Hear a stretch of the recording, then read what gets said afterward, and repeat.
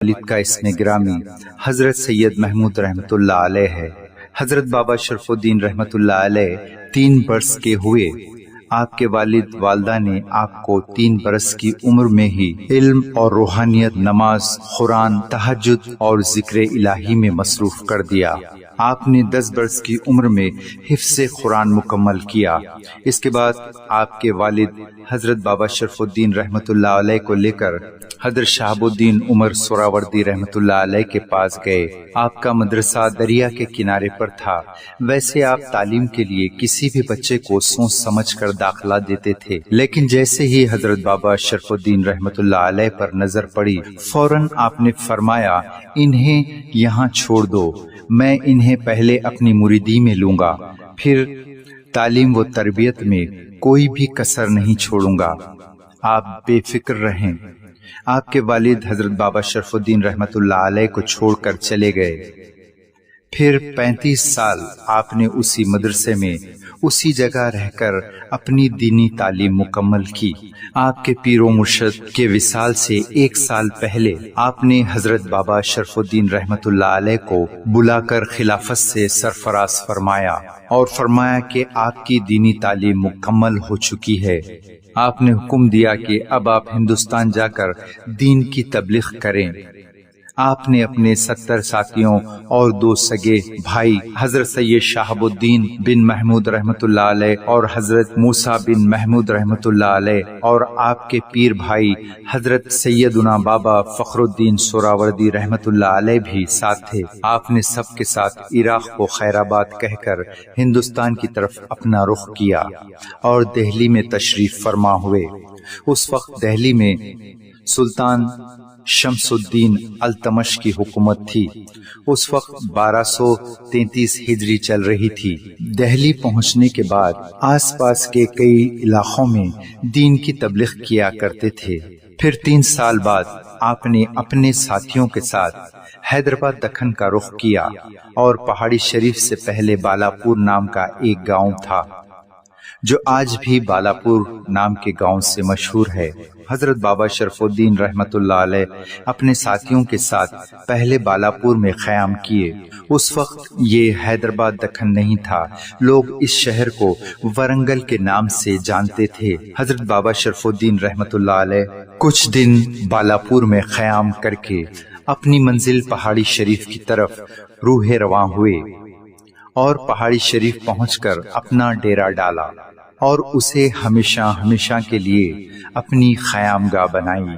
پہاڑی شریف پہنچتے ہی آپ نے وہاں کے لوگوں کا جائزہ لیا۔ سب لوگ اس وقت تیلگو زبان میں بات کیا کرتے تھے۔ آپ نے اپنے ساتھیوں کو حکم دیا کہ تم لوگ بازاروں میں ان لوگوں کے بیچ کام کریں جو یہاں رہتے ہیں، تمہیں زبان سیکھنے میں آسانی ہو جائے گی۔ دن بھر وہ لوگ کام کرتے اور رات ہوتے ہی حضرت بابا شرف الدین رحمۃ اللہ علیہ کو سارے حالات سے وابستہ کرتے۔ اسی طرح 1 سال گزر گیا۔ آپ نے دیکھا کہ اب سب ٹھیک چل رہا ہے تو آپ نے اعلان کیا کہ میں 9 سال کے لیے چلا بیٹھ رہا ہوں۔ میرے آنے تک اسلام کی باغ ڈور کو تھامے رکھنا اور دین کی تبلیغ کرنا، بچوں اور لوگوں کو قرآن شریف کی تعلیم دینا۔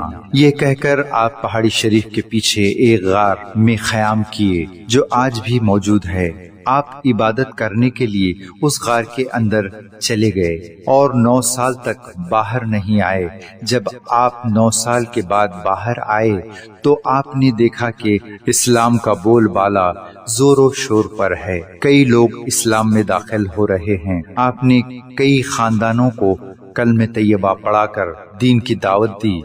آپ نے کئی لوگوں کو کلمہ پڑھا کر دین کی تعلیم و تربیت دینے کے لیے ایک مدرسے کا ابتدا کیا جس میں طلباء و طالبات کو علیحدہ تعلیم دی جاتی تھی۔ حضرت بابا شرف الدین رحمۃ اللہ علیہ نے ایک پوری فیملی کو اسلام قبول کروایا تھا۔ وہ بڑے ہی متقی تھے۔ ان کی ایک بیٹی تھیں جو لڑکیوں کو فکر پڑھایا کرتی تھیں۔ انہیں قرآن و حدیث پر بڑا عبور تھا۔ ایک دن ان کے والد حضرت بابا شرف الدین رحمۃ اللہ علیہ کی خدمت میں حاضر ہوئے اور ادب و احترام سے کہنے لگے میری بیٹی اس قابل ہے کہ آپ اس سے نکاح کریں تو ہمارے لیے یہ بڑی ہی خوش نصیبی ہوگی۔ حضرت بابا شرف الدین رحمت اللہ علیہ نے یہ سن کر کچھ لمحے خاموش رہے، پھر آپ نے فرمایا کہ ہمیں اس کی اجازت نہیں ہے، ہم آپ کی لڑکی کو اپنے مدرسے میں استاد مقرر کرتے ہیں۔ حضرت بابا شرف الدین رحمت اللہ علیہ کے حکم پر آپ لڑکیوں کو تعلیم و تربیت فکر پڑھایا کرتی تھی۔ آپ نے بھی تمام عمر شادی نہیں کی، دین کی خدمت میں ساری زندگی گزار دی۔ آپ کی مزار مبارک بھی پہاڑی شریف پر واقع ہے، جنہیں لوگ پھیکی بی بی کے نام سے جانتے ہیں۔ اکثر عورتیں آپ کی مزار پر جاتی ہیں اور اپنی دلی مراد پاتی ہیں۔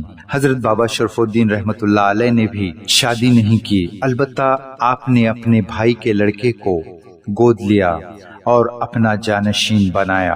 اکثر آپ پہاڑی شریف پر بیٹھ کر لا الہ الا اللہ کا ذکر کیا کرتے تھے۔ کبھی کبھی آپ پر ایک کیفیت طاری ہو جاتی تھی جس سے زلزلے کی طرح پہاڑی شریف ہل جاتی تھی اور ہر بلا پہاڑی شریف سے دور چلی جاتی تھی۔ سب لوگ یہ منظر دیکھتے تھے اور کئی لوگ اسلام قبول کر لیتے تھے۔ الغرض ایک دن آپ کے وصال کا وقت آ گیا۔ جمعۃ المبارک 17 سپٹمبر 1228 آپ فرشتوں کے ساتھ بلندیوں کی جانب بڑھ گئے۔ فرشتے آ گئے آپ کی روح مبارک کو لینے کے لیے۔ جست انوار زمین پہ رہا، روح آپ کی بلندیوں پہ دکھ رہی ہے۔ آپ کی زاری جدائی میں ہر آنکھ اشک بار ہوئی۔ اطراف سے آپ کے مریدین آئے، عقیدت مند آئے، خاندان کے لوگ سب آ گئے۔ ان میں بہت سے وہ بھی تھے جو گورنمنٹ کے لوگ تھے، جو خلا گولکنڈے میں کام کیا کرتے تھے، وہ بھی آپ کے بڑے دیوانے تھے۔ آپ کے بھتیجے خلیفہ و جانشین جن کی نسل آج بھی ہے، آپ کی وصیت ان کے بارے میں سنائی، ان کو خلافت و نیابت دی۔ آپ کے پیر بھائی، حقیقی بھائی اور آپ کے منہ بولے بیٹے حضرت سید فرید الدین سب نے مل کر غسل دیا، جنازہ ہوا۔ جنازے کے بعد پہاڑی شریف پر سب نے مل کر آپ کو سپرد خاک کیا۔ جہاں آپ کی رہائش تھی وہیں آپ کا مزار مبارک بنایا گیا۔ آپ حضرت غوث العظم دستگیر شیخ عبد القادر جیلانی رحمت اللہ علیہ سے آپ کی عمر 101 سال مکمل ہوئی۔